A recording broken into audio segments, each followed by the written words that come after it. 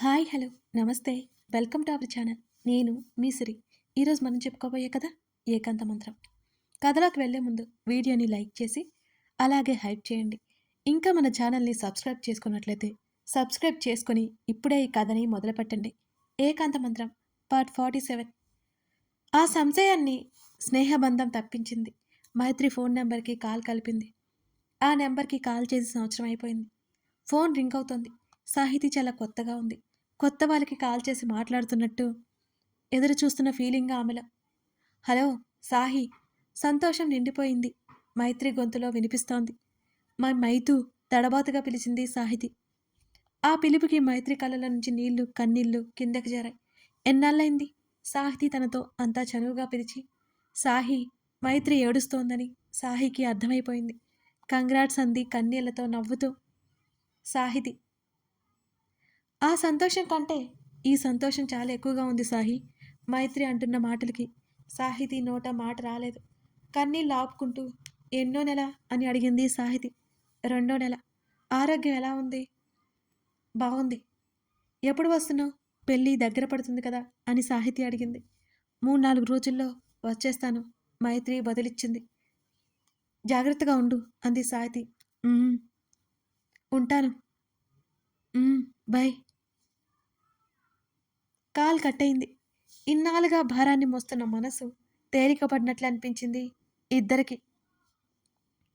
ఒక ఆగంతుని వల్ల ఇద్దరు ఎంత కష్టం అనుభవించారో.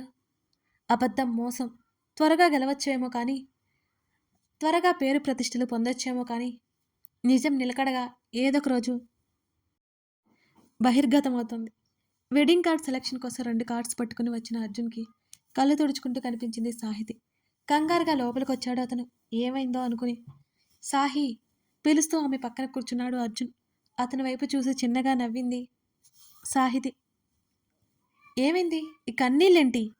అతను మామూలుగా అడుగుతున్నా సరే అతని కళ్ళలో కలవరం ఆమెకు తెలుస్తోంది. మైతితో ఇప్పుడే మాట్లాడాను. చాలా హ్యాపీగా ఉంది అని ఆమె చెప్తుంటే అప్పటి వరకు అతని లోపల దాగి ఉన్న కంగారు ఒక్కసారిగా తుడిచిపెట్టుకుపోయింది. ఊపిరి పీల్చుకుంటూ ఆమె చుట్టూ చెయ్యేసి కంగారు పెట్టేశావు తెలుసా అని అర్జున్ అన్నాడు. చిన్నగా నవ్వి అతని వీపు చుట్టూ చెయ్యేసి మరో చెయ్యి అతని ఛాతీ మీద అతని చుట్టూ వేసి అతని హృదయం మీద తలవాల్చింది సాహితి. ఈ 2 కార్డ్స్లో ఒకటి సెలెక్ట్ చేయి అని అర్జున్ అన్నాడు. అబ్బా నాకు అవన్నీ తెలియదు అర్జున్, నువ్వే చూడు. అతన్ని వదిలిపెట్టడం ఇష్టం లేదన్నట్టు చెప్పింది. అలాగే కళ్ళు మూసుకొని అతని గుండె చప్పుడు వింటోంది సాహితి. లయబద్ధంగా వినిపిస్తున్న అతని ఎద చప్పుడు వింటుంటే సంగీతానికి తక్కువేం కాదనిపిస్తుంది ఆమెకి. నేను ఆల్రెడీ సెలెక్ట్ చేసుకొచ్చాను. ఈ రెండిటిలో ఒకటి సెలెక్ట్ చేయి. అయినా నువ్వు ఇవన్నీ పట్టించుకోని నాకు తెలుసు కానీ అమ్మ నిన్ను కలవడానికి వీల్లేదని షరతు పెట్టింది. అందుకే దీని వంకతో వచ్చాను. అతని మాటల్లో అల్లరి తొణికిసలాడింది. అబద్ధాలు కూడా నేర్చుకుంటున్నావా? తన మీద అతడు చూపిస్తున్న ఇష్టానికి ఉబ్బి తబ్బిబ్బైపోతూ ఏమాత్రం బయటికి కనిపించనీయకుండా జాగ్రత్త పడుతోంది. ఏం చేస్తాం తప్పట్లేదు. చేతిలో ఉన్న కార్డ్స్ పక్కన పెట్టి ఆమె చెంప మీద వేళ్లతో నిమురుతూ చెప్పాడు అర్జున్. అతని మునివేల స్పర్శకి ఒక్కసారిగా శరీరం అంతా ఏదో ప్రవహించింది. అప్రయత్నంగా ఆమె కళ్ళు మూసుకుపోయినాయి. ఈ చిరుచిరు స్పర్శలు ఇంత అలజడి రేపుతాయి ఎందుకు? అతడు అంటి అంటనట్టుగా తాకినట్టుగా తన మనసుకు గిలిగింతలు పుట్టించి తన శరీరానికి ప్రకంపనలు సృష్టించి ఏమీ తెలియని వాడిలా ఉంటాడు.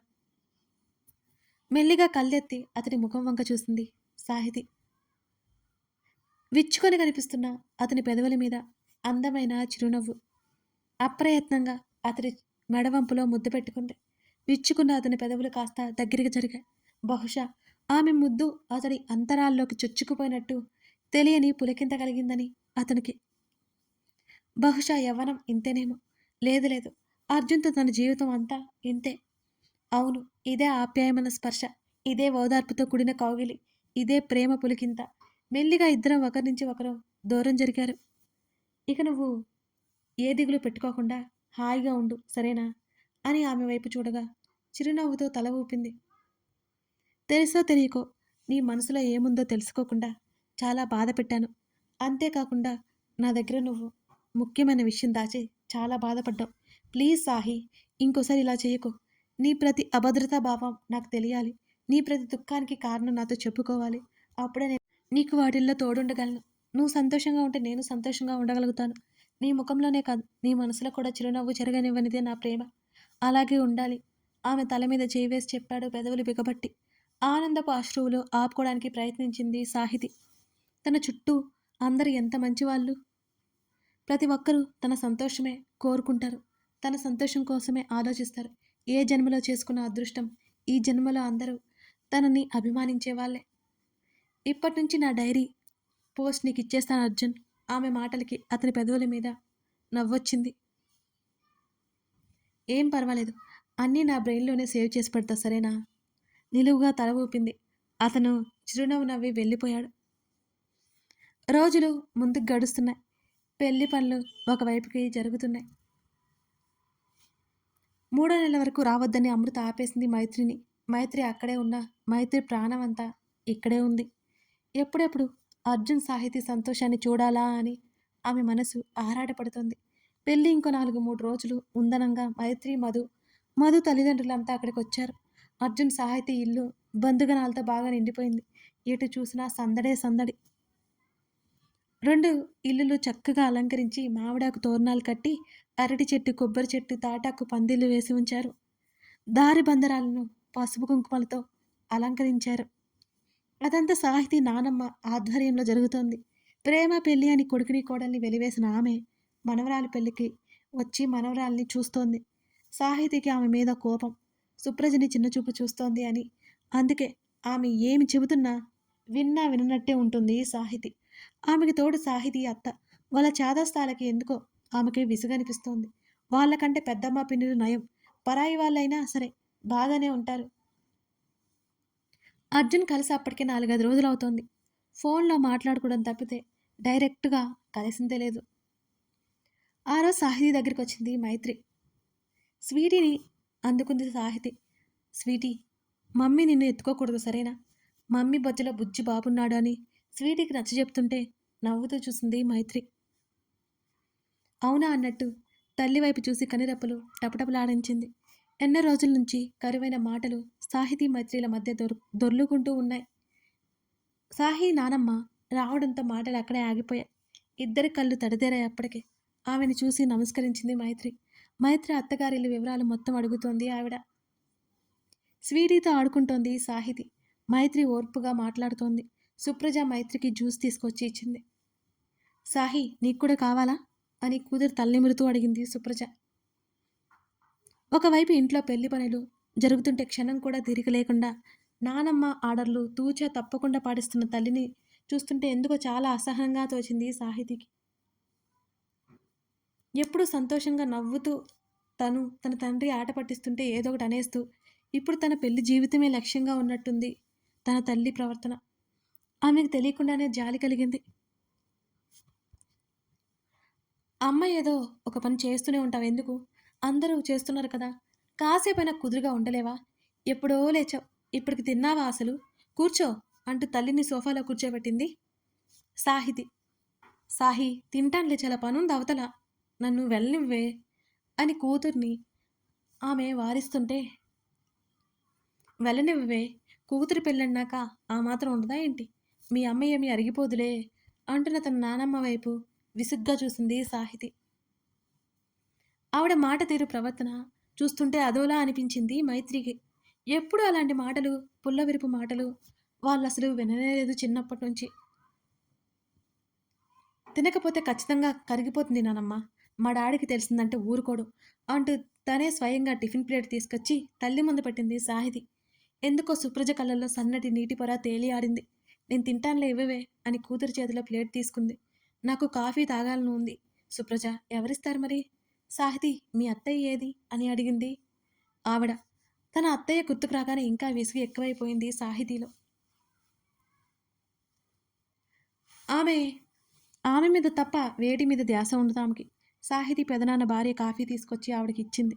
ఇంతకీ అమ్మాయి ఎంతుందేంటి ఆస్తి నీ తమ్ముడికి అని అడిగింది ఆ బామ్మ. మైత్రి అయితే తెగ ఆశ్చర్యంగా చూసింది. సాహితికి తల కొట్టుకోవాలనిపించింది తన నానమ్మ ప్రశ్నలకి. మా డాడీ సంపాదించిన దానికంటే ఎక్కువే ఉందిలే నానమ్మ, వెంటనే అంది సాహితి. ఎవరితో అయినా మాట్లాడాలి అంటేనే వాదించాలి అన్న కంగారు పడే తన కూతురు ఇలా తన అత్తగారితో మాట్లాడుతుంటే ఒక్కింత ఆశ్చర్యంతో చూస్తోంది సుప్రజ. మైత్రి కూడా ఆశ్చర్యంగా చూస్తోంది సాహితిని. మైతు, నువ్వు ఎక్కువసేపు ఇలా కూర్చోకూడదు తల్లి, వెళ్ళి రెస్ట్ తీసుకో, మైత్రికి సైగ చేసింది. అలాగేనన్నట్టు తల ఊపి స్వీటీని తీసుకొని వెళ్ళిపోయింది మైత్రి. తల్లితో పాటు అక్కడి నుంచి లేచి వెళ్ళిపోయింది సాహితి కూడా. మైత్రి జరిగిందంతా అర్జున్కి చెప్తుంటే, నేను ఆ సీన్ మిస్ అయినట్టున్నానే, బ్యాడ్ లక్ అన్నాడు అర్జున్ నవ్వుతూ. నీకు కాబోయే ఆవిడకి నోటిలో నాలుక లేదు అనుకోవడం పొరపాటు, మైత్రి కూడా నవ్వింది. అప్పటికే సాహితిని చూడాలనిపిస్తుంటే, ఆ రోజు నైట్ మెహందీ ఫంక్షన్ ఉంది, ఎలాగైనా అక్కడికి చేరుకోవాలి, కానీ ఎలా? అర్జున్ ఆలోచిస్తున్నాడు. మైత్రి ఏదో చెబుతోంది, అతను వినే స్థితిలో లేడు. సాహితి గురించి అతని ఆలోచనలు తిరుగుతూనే ఉన్నాయి.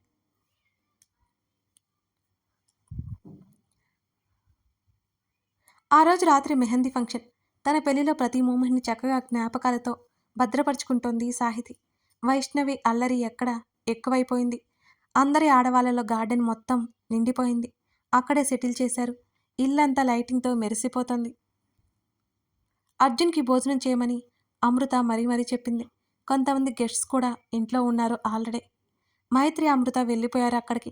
ఆడవాళ్ళంతా సాహితీ ఇంటి ఆవరణలోనే ఉన్నారు. మధు స్వీటి నిద్రపుచ్చి అర్జున్ పక్కన హాల్లో కూర్చున్నాడు. ప్రశాంత్, శ్రీనివాస్ మరి కొంతమంది కాస్త దూరంలో ఏదో మాట్లాడుకుంటున్నారు. ఏంటి ఇద్దరు ఖాళీగా కూర్చున్నాను అంటూ అక్కడికొచ్చాడు అనిల్. ఏర్పాట్లన్నీ సాఫీగా జరుగుతున్నాయి, ఇంకేం పని లేక కూర్చున్నాం అని నవ్వాడు మధు. అర్జున్ వైపు చూపించి సైగ చేశాడు అనిల్. తెలీదన్నట్టు మధు భుజాలు కదిలించాడు. ఏంట్రా దీర్ఘమైన ఆలోచనలో ఉన్నావు, ఏంటి సంగతి సాగతీస్తూ అడిగాడు అనిల్. ఏం లేదులే, నువ్వేంటి ఈ టైంలో వచ్చావు అని అడిగాడు అర్జున్. అప్పటికే 9 గంటలవుతుంది, నిద్ర పట్టలేదు, నేను చూసిపోదామని అని అన్నాడు అనిల్. నాటకాలు వేయకుండా మ్యాటర్కి రారా అని అర్జున్ అన్నాడు. ఆ మాటకి మధు నవ్వేశాడు. బ్రో, నువ్వు కూడా ఏంటి బ్రో అని అలిగినట్టు ముఖం ముడిచాడు అనిల్. చెప్పు అన్నట్టు అనిల్ వైపు చూశాడు అర్జున్. అంటే సాహి మెహందీ ఫంక్షన్ కదా, చాలామంది అమ్మాయిలు ఉన్నారు కదా అని సిగ్గుపడుతున్నట్టు చెప్పాడు అనిల్. చాలా కళ్ళున్నాయిగా అని మధు అన్నాడు. నీకేమైంది బ్రో, నువ్వేమో మా మైత్రిని కొట్టేశావు, ఇదిగో వీడేమో మాకు పెద్ద షాక్ ఇచ్చి సాహిని పట్టేశాడు, నేను ఇలా మిగిలిపోతే ఎలా అని అనిల్ అలకగా అన్నాడు. అబ్బో అన్నాడు అర్జున్. అరే అక్కడికి ఎంట్రీ లేదు కట్ట కదరా అని అనిల్ అంటుంటే, వెళ్ళొచ్చావా ఏంటి అని మధు నవ్వుతూ అన్నాడు. అవును అన్నట్టు తల ఊపాడు అనిల్. గెంటేసరా నవ్వు ఆపుకుంటూ అన్నాడు అర్జున్. ఏడుపు మొహం వేసి నిలువుగా తల ఊపాడు అనిల్ అవునన్నట్టుగా. అనిల్ ముఖం చూసి ఇద్దరూ గట్టిగా నవ్వేశారు. శ్రీనివాస్, ప్రశాంత్ ప్రసంగం ముగిసినట్టు అక్కడి నుంచి లేచి వెళ్ళిపోయారు. అరే ఏదైనా ఐడియా ఇవ్వరా బాబు అని అనిల్ అడిగాడు. అనిల్ని అడ్డుపెట్టుకుని సాహిని కలవచ్చని అనిపించింది అర్జున్కి. ఆ రాత్రి గడిపేస్తే ఇంటి నింటా బంధువులే, మండపం వరకు ఆమెను చూసే ఛాన్సే ఉండదు. అర్జున్ బుర్ర పాదరసం కంటే వేగంగా ఆలోచనలను కదుపుతోంది. మనం అక్కడికి వెళ్ళకూడదంట, ఏమీ తెలియనట్టు అన్నాడు అర్జున్. అర్జున్ ప్లీజ్ రా, ఎలాగా అలా వెళ్ళి అని అడిగాడు. వెళ్ళాక ఏదో ఒకటి చేద్దాంలే, అసలు ఆ రంగులన్నీ అక్కడే ఉంటే మనం ఇక్కడేం చేస్తాం చెప్పు చీకట్లో, అక్కడికి వెళ్తే పట్టుకుని తంతారు అని మధు అన్నాడు. మా బాధలు నీకు తెలియవు బ్రో, అసలే పెళ్ళి కాని బ్రహ్మచారిని అని ముఖాలు దిగులుగా పెట్టి చెప్పాడు అనిల్. సరే ఇప్పుడు ఏమంటావు, ఆ అవకాశాన్ని ఏమాత్రం మిస్ చేసుకోవాలనుకోలేదు అర్జున్. మీ టెర్రస్ మీద నుండి సాహి వాళ్ళ టెర్రస్ మీదకి వెళ్ళొచ్చు కదా. అవును చెప్పడం మర్చిపోయాను, సాహి కజిన్స్ కూడా ఉంటారు కదా, వాళ్ళతో జాయిన్ అయిపోతే మనం వెళ్ళిపోవచ్చు, ఏమంటావు అని మెరిసే కళ్ళతోనే చెప్పాడు అనిల్. నేను రావడం బాగోదేమో అర్జున్ అన్నాడు. మన ముగ్గురం వెళ్దాం, నువ్వేమంటావు బ్రో అని మధుని చూశాడు. నా కూతురు నిద్రపోతుంది, ఎవరూ లేకపోతే ఏడుస్తుంది, నేను రాలేనులే, మీరు వెళ్ళండి, మధు తప్పించుకున్నాడు. అంతేలే, రోజు చూస్తున్నావుగా మైత్రిని, ఇప్పుడు కొత్తగా చూడటానికి ఏముంది అని అనిల్ అంటుంటే అనిల్ తల మీద ఒక్కటిచ్చాడు అర్జున్. నువ్వు చెప్పరా ఏమంటావో తల రుద్దుకుంటూ అన్నాడు అనిల్. వెళ్ళు అర్జున్, ఇదో స్వీట్ మెమరీ అని మధు అన్నాడు. కానీ ఎవరైనా చూస్తే బాగోదేమో అమాయకంగా చెప్పాడు అర్జున్. అబ్బా, ఏదో ఒకటి చేద్దాంలే, రావయ్య బాబు, ముందు మైత్రికి కాల్ చేయి, అక్కడ అప్డేట్ ఇస్తుంది అని చెప్పాడు అనిల్. మైత్రి కూడా బిజీగా ఉంటుంది, మర్చిపోయావా? మధు గుర్తు చేశాడు. అరే వైషు ఉంది కదా, తనకి చేయి అని అనిల్ అంటుంటే నా వల్ల కాదన్నట్టు అర్జున్ తల ఊపాడు. వెంటనే వైషుకి టెక్స్ట్ చేశాడు. ఊపిరి బిగబట్టుకుని చూస్తున్నారు ముగ్గురు. కథ కొనసాగుతోంది. వీళ్ళ ప్లాన్ ఫలిస్తుందా? సాహితీ వాళ్ళ ఇంటికి వీళ్ళు సీక్రెట్గా చేరగలుగుతారా? నెక్స్ట్ ఏం జరుగుతుందో గెస్ చేయండి. కథ నచ్చితే లైక్ చేసి కామెంట్ చేయండి. Thank you for watching this video. మర్చిపోకండి, thank you for watching this video. మరో ఎపిసోడ్తో మనం మళ్ళీ కలుద్దాం.